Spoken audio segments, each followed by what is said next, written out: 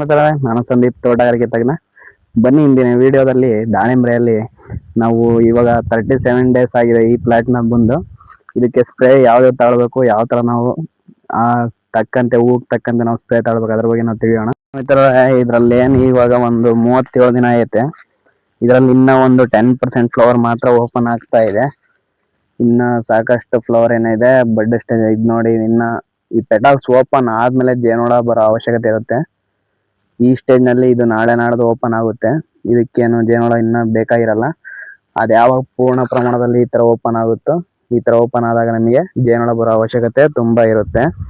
ಇದಕ್ಕಿನ್ನ ಒಂದು 10 ಇದೇನು ಇವಾಗ 37 ದಿನದ ಪ್ಲಾಟ್ ಇದೆಯಾ, ಇನ್ನ ಸಾಕಷ್ಟು ಫ್ಲವರ್ ಇನ್ನ ಓಪನ್ ಸೈಜ್ ಆಗ್ತಾ ಇದೆ, ಇನ್ನು ಓಪನ್ ಆಗ್ತಾ ಇದೆ. 10% ಆಲ್ರೆಡಿ ಈ ತರ ಓಪನ್ ಆಗಿದೆ. ಇದಕ್ಕೆ ನಮಗೆ ಇವಾಗ ಏನ್ ಜೇನುಳದ ಅಷ್ಟೊಂದು ಅವಶ್ಯಕತೆ ಇರಲ್ಲ. ಯಾಕಂದ್ರೆ ಇದೇನ್ ಫ್ಲವರ್ ಫುಲ್ ಆಲ್ಮೋಸ್ಟ್ ಒಂದು 50 to 60% ಫ್ಲವರ್ ಓಪನ್ ಆದ್ಮೇಲೆ ನಿಮಗೆ ಜೇನುಳು ಬರಕ್ ಸ್ಟಾರ್ಟ್ ಆಗುತ್ತೆ. ಆದಷ್ಟು ನಮಗೆ ಇದು ಲಾಸ್ಟ್ ಸ್ಪ್ರೇ ಸ್ವಲ್ಪ ಸ್ಟ್ರಾಂಗ್ ಇದೆ.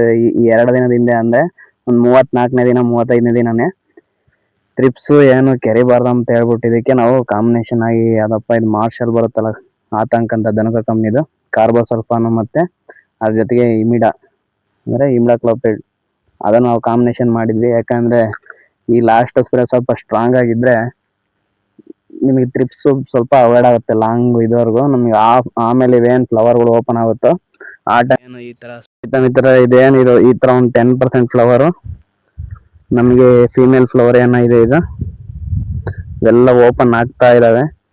ನಿಮಗೆ ಆಲ್ಮೋಸ್ಟ್ ಈ ತರ ನಿಮಗೆ ಏನ್ ಫೀಮೇಲ್ ಫ್ಲವರ್ ಜಾಸ್ತಿ ಓಪನ್ ಆಗಿ ಸ್ಟಾರ್ಟ್ ಆಗುತ್ತೋ ಅವಾಗ ನಿಮಗೆ ಜೇನುಳದ ಅವಶ್ಯಕತೆ ಇರುತ್ತೆ. ಇದು ಜಾಸ್ತಿ ಇನ್ನ ಬಡ್ಲಿ ಜಾಸ್ತಿ ಇದಾವೆ ಮಾತ್ರ ಅದಕ್ಕೋಸ್ಕರ ಸ್ವಲ್ಪ ಸ್ಟ್ರಾಂಗ್ ಇರೋದು ಹೊಡಿಸಿದ್ವಿ. ನೆಕ್ಸ್ಟ್ ಈ ತರ ಇನ್ನ ಜಾಸ್ತಿ ಓಪನ್ ಆಗುತ್ತೆ. ಇದೆ ಲಾಸ್ಟ್ ಸ್ಪ್ರೇ ಸ್ವಲ್ಪ ಸ್ಟ್ರಾಂಗ್ ಹೊಡೆಯೋದು.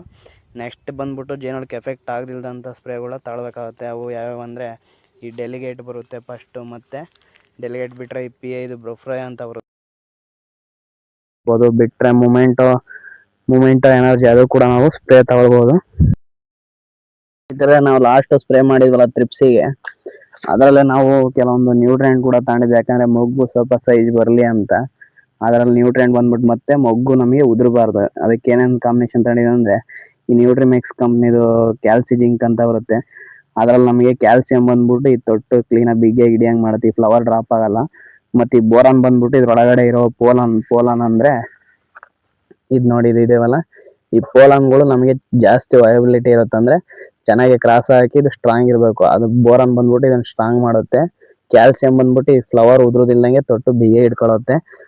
ಮತ್ ನಮಗೆ ಅದ್ರ ಜೊತೆಗೆ ಜಿಂಕ್ ಕೂಡ ಇದೆ. ಅದರಲ್ಲಿ ಜಿಂಕ್ ಏನ್ ಮಾಡುತ್ತೆ ಅಂದ್ರೆ ಗಿಡದಲ್ಲಿ ಆಕ್ಸಿನ್ ಅಂದ್ರೆ ನೀವೇನ್ ಪ್ಲಾನೋಫಿಕ್ಸ್ ಸ್ಪ್ರೇ ಮಾಡ್ತೀರಾ ಅದು ಗಿಡದಲ್ಲಿ ಜಿಂಕ್ ಕೊಡೋದ್ರಿಂದ ನಮಗೆ ಆಕ್ಸಿನ್ ಸಿಂಥಸಿಸ್ ಆಗ್ಬಿಟ್ಟು ಈ ಫ್ಲವರ್ಗಳು ಕಚ್ಚೋಕೆ ನಮಗೆ ಹೆಲ್ಪ್ ಮಾಡುತ್ತೆ. ಮತ್ತೆ ಅದ್ರ ಜೊತೆ ಮೆಗ್ನೀಷಿಯಂ ಇರುತ್ತೆ. ಮೆಗ್ನೀಷಿಯಂ ಏನ್ ಮಾಡುತ್ತೆ ಅಂದ್ರೆ ಇದರಲ್ಲಿ ಎಲೆಯಲ್ಲಿ ಕ್ಲೋರೋಫಿಲ್ ಇರುತ್ತಲ್ಲ, ಅದರಲ್ಲಿ ಫೋಟೋಸಿಂಥಸಿಸ್ ಮಾಡಕ್ ಮೇಯ್ನ್ ಅದು ಬೇಕೇ ಬೇಕು. ಅಂದ್ರೆ ದ್ಯುತಿ ಸಂಶ್ಲೇಷಣೆ ಮಾಡೋದ್ರಿಂದ ಈ ಫ್ಲವರ್ ಸೈಜ್ ಆಗುತ್ತೆ. ಈ ಕ್ಯಾಲ್ಸಿಯಂ ಬೋರಾನ್ ಜಿಂಕ್ ಇದು ಕೊಟ್ಟೋದ್ರಿಂದ ಚೆನ್ನಾಗಿ ಸೆಟ್ಟಿಂಗ್ ಆಗುತ್ತೆ. ಅದಕ್ಕೋಸ್ಕರ ನಾವು ಈ ಕ್ಯಾಲ್ಸಿ ಜಿಂಕ್ ಅಂತ ಅಂದ್ರೆ ಈ ಕ್ಯಾಲ್ಸಿ ಮಿಕ್ಸ್ ಅಂತ ಬರುತ್ತೆ ನ್ಯೂಟ್ರಿಮ್ಯಾಕ್ಸ್ ಕಂಪ್ನಿದು, ಅದನ್ನ ನಾವು ಸ್ಪ್ರೇ ತಗೊಂಡಿದ್ವಿ ಲಾಸ್ಟ್ ಟೈಮು. ರೈತ ಮಿತ್ರ, ಇನ್ನೊಂದು ಕ್ಯಾಲ್ಸಿಯಂ ಬಂದ್ಬಿಟ್ಟು ಮೇಯ್ನು ಇದರಲ್ಲಿ ಈ ಸ್ಟೇಜ್ ನಲ್ಲಿ ಫ್ಲವರ್ ಇದೇನ್ ಸೆಟ್ ಆಗೋ ಸ್ಟೇಜ್ ನಲ್ಲಿ ಸೆಲ್ ಡಿವಿಷನ್ ಸಿಗಾಬಟ್ಲೆ ಆಗ್ತಾ ಇರುತ್ತೆ. ಈ ಸೆಲ್ ಡಿವಿಷನ್ ನಮ್ಗೆ ಎಷ್ಟು ಜಾಸ್ತಿ ಆಗುತ್ತೋ ಅಷ್ಟು ನಿಮಗೆ ನೆಕ್ಸ್ಟ್ ಫ್ಯೂಚರ್ ಅಲ್ಲಿ ಕಾಯಿ ಸೈಜ್ ಬರುತ್ತೆ. ಅದಕ್ಕೋಸ್ಕರ ಅದೆಷ್ಟೇ ಸೆಲ್ ಡಿವಿಷನ್ ಆಗಂಗಿದ್ರು ಈ ಕ್ಯಾಲ್ಸಿಯಂ ಕೊಡೋದ್ರಿಂದ ನಮಗೆ ಗಿಡಕ್ಕೆ ಶಕ್ತಿನೂ ಬರುತ್ತೆ, ಗಟ್ಟಿತನ ಬರುತ್ತೆ ಗಿಡಕ್ಕೆ. ಅದಕ್ಕೋಸ್ಕರ ಕ್ಯಾಲ್ಸಿಯಂ ಕಾಂಬಿನೇಷನ್ ಕ್ಯಾಲ್ಸಿಯಂ ಮಿಕ್ಸ್ ನಲ್ಲಿ 4 ಕೂಡ ಒಂದರಲ್ಲೇ ಇದೆ. ಇದನ್ನ ನಾವು ತಗೊಂಡಿದ್ವಿ. ಕೆಲವೊಂದು ಫ್ಲವರ್ ಆಲ್ರೆಡಿ ಸೆಟ್ ಆಗಿದೆ. ಈ ಸ್ಟೇಜ್ ನಲ್ಲಿ ನಮಗೆ ಸೆಲ್ ಡಿವಿಷನ್ ಸಿಕ್ಕಾಬಿಡ್ಲೇ ಆಗ್ಬೇಕಾಗುತ್ತೆ. ಅದಕ್ಕೋಸ್ಕರ ನೀವು ಸ್ವಲ್ಪ ಗಿಡಕ್ಕೆ ಫಾಸ್ಫರಸ್ ರಿಚ್ ಮತ್ತೆ ಪೊಟ್ಯಾಶ್ ರಿಚ್ ಮತ್ತೆ ಕ್ಯಾಲ್ಸಿಯಂ ಮತ್ತೆ ಜಿಂಕ್ ಬೋರಾನ್ ಕೊಡೋದ್ರಿಂದ ಸೆಲ್ ಡಿವಿಷನ್ ಎಲ್ಲ ಚೆನ್ನಾಗುತ್ತೆ. ಸೆಲ್ ಡಿವಿಷನ್ ಆಗೋದ್ರಿಂದ ನಿಮಗೆ ಫ್ಯೂಚರ್ ಅಲ್ಲಿ ಕಾಯಿ ಸೈಜ್ ಬರೋಕೆ ಕೂಡ ನಿಮಗೆ ಸಾಕಷ್ಟು ಹೆಲ್ಪ್ ಮಾಡುತ್ತೆ. ಮತ್ತೆ ಈ ಸ್ಟೇಜ್ ನಲ್ಲಿ ನಾವು ಈ ಮೊಗ್ಗುಗಳು ಸ್ವಲ್ಪ ಸೈಜ್ ಬರ್ಲಿ ಅಂತ ಕೂಡ ನಾವು ಡ್ರಿಪ್ ಇರಿಗೇಷನ್ ಹೋಗ್ಬಿಟ್ಟು ಈ 0050 ಬರುತ್ತಲ್ಲ ಅದನ್ನ ಕೊಟ್ರೆ ನಮಗೆ ಜಾಸ್ತಿ ಇರುತ್ತೆ. 0050 ಒನ್ ಟೈಮ್ ಮಾತ್ರ ತಗೊಂಡಿದೀವಿ. ನೆಕ್ಸ್ಟ್ ನಾವು 06020 ಈ ತರ ಫಾಸ್ಫರಸ್ ಮತ್ತೆ ಪೊಟ್ಯಾಶ್ ಕಾಂಬಿನೇಷನ್ ಇರುವಂತ ಈ ಸಾಲಿಬಾಲ್ಸ್ಗಳನ್ನ ನಾವು ತಗೊಳ್ತೀವಿ. ರೈತ ಮಿತ್ರರೇ, ಮತ್ತೆ ಇವೇನ್ ನೀವು ಇತ್ರೆಲ್ ಹೊಡೆದಕ್ಕೆ ಮುಂಚೆ ಈ ಕಟಿಂಗ್ ಹೋಗ್ತಿರಲ್ಲ, ಆ ಟೈಮ್ ಅಲ್ಲಿ ಸ್ವಲ್ಪ ಟಿಪ್ಗಳನ್ನ ಮುಂದೆ ನಿಲ್ಸ್ಕೊಂಡ್ಬಿಟ್ಟು ಟಿಪ್ಗಳನ್ನ ಕಟ್ ಮಾಡಿಸಿ. ಇಲ್ಲ ಅಂದ್ರೆ ಇದೇನು ಇದ್ರ ಕಟ್ ಮಾಡಿಲ್ಲ ಈ ತರ ನಿಮಗೆ ಫ್ಲವರ್ ಮುಂದ್ಗಡೆ ಬಂದ್ಬಿಡುತ್ತೆ. ಇದು ಮೇಲ್ ಫ್ಲವರ್. ಫಿಮೇಲ್ ಫ್ಲವರ್ ಕೂಡ ಈ ಏನ್ ಸುಳಿಯೋಕೆ ಸೆಟ್ ಆಗ್ಬಿಟ್ಟು ಈ ಕೊನೆಗಳೆಲ್ಲ ಈ ತರ ಕೆಳಕ್ ಬೀಳ್ತಾವ. ಅದಕ್ಕೋಸ್ಕರ ನೀವು ಕಟಿಂಗ್ ಸ್ವಲ್ಪ ಮುಂದ್ಗಡೆ ನಿಂತ್ಕೊಂಡು ನೋಡಿ ಮಾಡಿಸ್ರಿ. ಮತ್ ಇನ್ನೊಬ್ರು ಏನ್ ಮಾಡ್ತಾರೆ, ಕೆಲವೊಬ್ರು ಈಸಿ ಆಗ್ಬಿಡ್ಲಿ ಅಂತ ಹೇಳ್ಬಿಟ್ಟು ಇಲ್ಲಿ ನೋಡಿ, ಇಲ್ಲಿ ಒಂದೇ ಸ್ಟೆಮ್ ನಲ್ಲಿ ಇಲ್ಲಿ ಎಲ್ಲ ಫ್ಲವರ್ ಕಿತ್ಕೊಂಡೈತಿ. ಇಲ್ಲಿ ಒಬ್ರು ಇಲ್ಲಿ ಕಟ್ ಮಾಡೋ ಬದ್ಲು ಏನ್ ಮಾಡ್ತಾರೆ, ಈಸಿ ಆಗ್ಬಿಡ್ಲಿ ಅಂತ ಹೇಳ್ಬಿಟ್ಟು ಇಲ್ಲಿ ಹತ್ತ ಮಾಡ್ಬಿಡ್ತಾರೆ. ಇಷ್ಟು ನಾವು ಟಿಪ್ ಹೊಡೆಯೋದು ತಪ್ಪುತ್ತೆ. ಈ ತರ ಮಾಡೋದ್ರಿಂದ ನಿಮ್ಗೆ ಇಷ್ಟು ಫ್ಲವರ್ ಅವಾಯ್ಡ್ ಅಂದ್ರೆ ಬರೋದಿಲ್ಲ. ಅದಕ್ಕೋಸ್ಕರ ಸ್ವಲ್ಪ ಮುಂದ್ಗಡೆ ನಿಲ್ಲಿಸ್ಬಿಟ್ಟು ಬರೀ ಈ ಟಿಪ್ ಮಾತ್ರ ಹೊಡ್ಸೋದ್ರಿಂದ ನಿಮಗೆ ಫ್ಲವರ್ ಇಲ್ಲೆಲ್ಲ ಕಿತ್ಕೊಳ್ಳೋ ಸಾಧ್ಯತೆ ಇರುತ್ತೆ. ಮತ್ತೆ ಈ ಟಿಪ್ ಹೊಡಿಸಿಲ್ಲ ಅಂದ್ರೆ ಈ ತರ ಸುಳಿಯ ಬಂದ್ಬಿಟ್ಟು ಈ ಕೊಂಬೆ ಜಗ್ಗೋ ಸಾಧ್ಯತೆ ಇರುತ್ತೆ. ಮಿತ್ರ, ನೀವು ಪ್ಲಾಟಿಗೆ ತಕ್ಕಂತೆ ಅಂದ್ರೆ ಇದೇ ತರ ಎಲ್ಲಾ ಇದ್ರಲ್ಲೂ ಇದೇ ತರನೇ ಇರೋದಿಲ್ಲ. ನೀವು ಸ್ಟೇಜಿಗೆ ತಕ್ಕಂತೆ ನೀವು ಮಾಡ್ಕೊಳ್ತಾ ಹೋಗ್ಬೇಕಾಗುತ್ತೆ. ಯಾಕಂದ್ರೆ ಇದರಲ್ಲಿ ಅಷ್ಟೊಂದು ತ್ರಿಪ್ಸ್ ಮಳೆ ಬಂದ್ಬಿಟ್ಟು ತ್ರಿಪ್ಸ್ ಅವಾಯ್ಡ್ ಆಗಿತ್ತು. ಮತ್ತೆ ಇವೇನು ತ್ರಿಪ್ಸ್ ಯಾವ್ದು ಕೆರೆದಿಲ್ಲ. ಅಕಸ್ಮಾತ್ ತ್ರಿಪ್ಸ್ ಜಾಸ್ತಿ ಇದ್ರೆ ಕೆರೆದ್ಬಿಟ್ಟು ಇದು ಮೊಗ್ಗೇನಾಯ್ತು, ಈ ಮೊಗ್ಗುಗಳೆಲ್ಲ ಡೊಂಕ್ ಆಗುತ್ತೆ. ಅದಕ್ಕೋಸ್ಕರ ನೀವು ಸ್ಟೇಜಸ್ ನೋಡ್ಕೊಳ್ರಿ.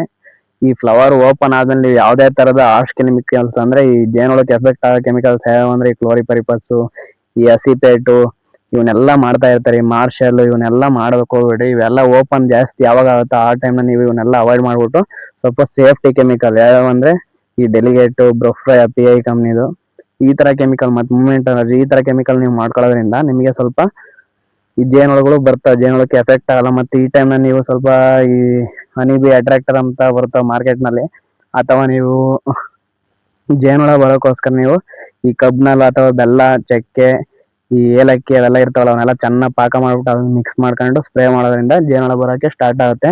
ಇದಿನ್ನ ಹೋಗ್ಬೇಕು, ಇನ್ನ 30 ದಿನದ ತನಕ ಇನ್ನ ಸಾಕಷ್ಟು ಬಡ್ಗಳು ಸ್ಟೇಜ್ ನಲ್ಲಿ ಇವೆಲ್ಲ ಓಪನ್ ಆಗ್ಬಿಟ್ಟು ಬರೋ ಸೆಟ್ಟಿಂಗ್ ಆಗಕ್ಕೆ ಇನ್ನ 30 ದಿನ ಬೇಕು.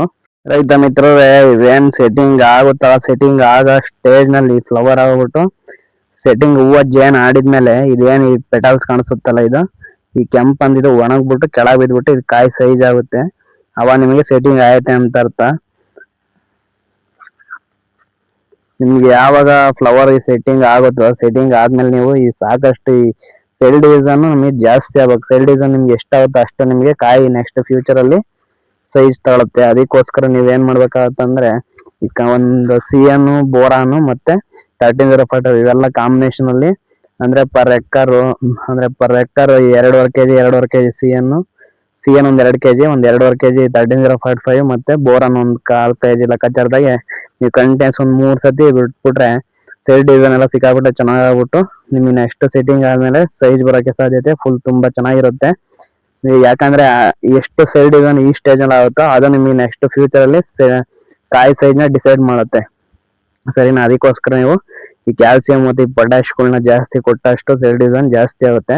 ನಿಮ್ಗೆ ಇನ್ನ ಫ್ಲವರ್ ಬರ್ದು ಇಲ್ಲ ಕಡಿಮೆ ಐತೆ, ಫ್ಲವರ್ ಇನ್ನ ಜಾಸ್ತಿ ಆಗ್ಬೇಕಂದ್ರೆ ನೀವು ಸ್ವಲ್ಪ ಫಾಸ್ಫರಸ್, ಪೊಟ್ಯಾಶ್ ಮಿಕ್ಸಿ ಒಂದು 0-60-20 ಅದೊಂದ್ಸತಿ ಮತ್ತೆ ಮೈಕ್ರೋನ್ಯೂಟ್ರಿಯೆಂಟ್ ಒಂದ್ಸತಿ ಈ ತರ ಕೊಟ್ಕೊಂಡು ಹೋಗೋದ್ರಿಂದ ನಿಮ್ಗೆ ಸ್ವಲ್ಪ ಇನ್ನ ಫ್ಲವರ್ ಜಾಸ್ತಿ ಆಗುತ್ತೆ. ನಿಮಗೆ ಈ ಪಾಲಿನೇಷನ್ ಎಷ್ಟು ಚೆನ್ನಾಗಾಗುತ್ತೋ ಅಷ್ಟು ಚೆನ್ನಾಗಿ ನಿಮ್ಗೆ ಸೈಜ್ ಕೂಡ ಇದು ಕೂಡ ನಿಮ್ಗೆ ಸೈಜ್ ಡಿಸೈಡ್ ಮಾಡುತ್ತೆ. ಯಾಕಂದ್ರೆ ಇದೇನ್ ಪೋಲನ್ ಇರ್ತಾವ ಇದಕ್ ಚೆನ್ನಾಗಿ ಸ್ಟ್ರೆಂತ್ ನೀವು ಬೋರಾನ್ ಇವನ್ನೆಲ್ಲ ಕಾಂಬಿನೇಷನ್ ಕೂಡ ಅಂದ್ರೆ ಅದು ಜಾಸ್ತಿನೂ ಕೊಡಬಾರ್ದು ಟಾಕ್ಸಿಸಿಟಿ ಆಗಂಗೆ. ನೀವು ಕಾಂಬಿನೇಷನ್ ಕ್ಯಾಲ್ಸಿಯಂ, ಬೋರಾನ್ ಮತ್ತೆ ಮೆಗ್ನೀಷಿಯಂ, ಜಿಂಕ್, ಫಾಸ್ಫರಸ್ ಇಷ್ಟು ನ್ಯೂಟ್ರಿಯೆಂಟ್ಸ್, ಪೊಟ್ಯಾಶ್ ಸಪ್ಲೈ ಮಾಡೋದ್ರಿಂದ ಇದು ಚೆನ್ನಾಗಿ ಪೋಲನ್ ಬಿಟ್ಟು ಜಾಸ್ತಿ ಆಗುತ್ತೆ. ಇದು ಏನ್ ಚೆನ್ನಾಗಿ ಸೆಟ್ಟಿಂಗ್ ಆಯ್ತು ಅಂದ್ರೆ ಇದು ಆಲ್ರೆಡಿ ಆಗೈತೆ.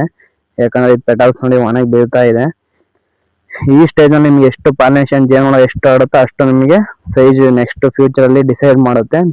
ಎರಡನೇದು ಬಂದ್ಬಿಟ್ಟು ಸೆಲ್ ಡಿಸೈನ್. ಈ ಸೆಟ್ಟಿಂಗ್ ಆದ್ಮೇಲೆ ನಿಮಗೆ ಸೆಲ್ ಡಿಸೈನ್ ಎಷ್ಟು ಚೆನ್ನಾಗಿ ಮಾಡ್ಕೊಳ್ತೀರಾ ಅಷ್ಟು ಚೆನ್ನಾಗಿ ನಿಮಗೆ ಫ್ಯೂಚರ್ ಅಲ್ಲಿ ಸೈಜ್ ಜಾಸ್ತಿ ಬರುತ್ತೆ. ಯಾಕಂದ್ರೆ ಇಲ್ಲಿ ನೀವು ಸೆಟ್ಟಿಂಗ್ ಮಾಡ್ಕೊಂಡ್ರೆ ಅದು ಕೆಪಾಸಿಟಿ ನೀವು ಡಿಸೈಡ್ ಮಾಡೋದು. ಇಲ್ಲೇ ನಿಮಗೆ ಸೆಲ್ ಡಿಸೈನ್ ಮತ್ತೆ ಪೋಲನ್ ಕ್ಲೀನ್ ಆಗಿ ಪಾಲಿನೇಷನ್ ಆಗಿಲ್ಲ ಅಂದ್ರೆ ಎಷ್ಟು ಚೆನ್ನಾಗಿ ಪಾಲಿನೇಷನ್ ಆಗುತ್ತೋ ಪೋಲನ್ ಅವೈಲಬಿಲಿಟಿ ಎಷ್ಟು ಚೆನ್ನಾಗಿ ಜಾಸ್ತಿ ಇರುತ್ತೋ ಅಷ್ಟು ನಿಮಗೆ ಫ್ಯೂಚರ್ ಅಲ್ಲಿ ಕಾಯಿ ಸೈಜ್ ಬರೋ ಸಾಧ್ಯತೆ ಇರುತ್ತೆ. ಇಲ್ಲೇ ನಿಮಗೆ ಚೆನ್ನಾಗಿಲ್ಲ ಅಂದ್ರೆ ನೆಕ್ಸ್ಟ್ ನೀವು ಎಷ್ಟೇ ಗೊಬ್ಬರ ಕೊಟ್ಟರು ಕಾಯಿ ಸೈಜ್ ತಗೊಳ್ಳೋದಿಲ್ಲ.